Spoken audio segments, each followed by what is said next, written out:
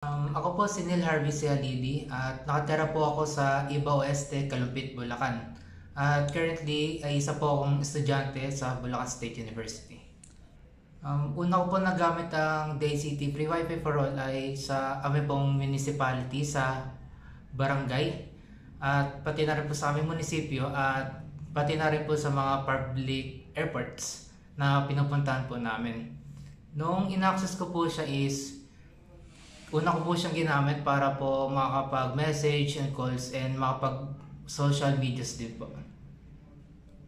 Regarding po sa free wifi project ng DayCity ay masasabi ko lang po na sana na mas ma-implement at mas lumawak pa po or mabigyan pa po ng access yung iba't ibang lugar po sa Pilipinas. Since sa pagkakalam ko po na yung free wifi for all access po ng DayCity is naging malaking tulong po para sa mga eskwelahan, sa mga barangays at sa iba't ibang lugar pa po sa Pilipinas po.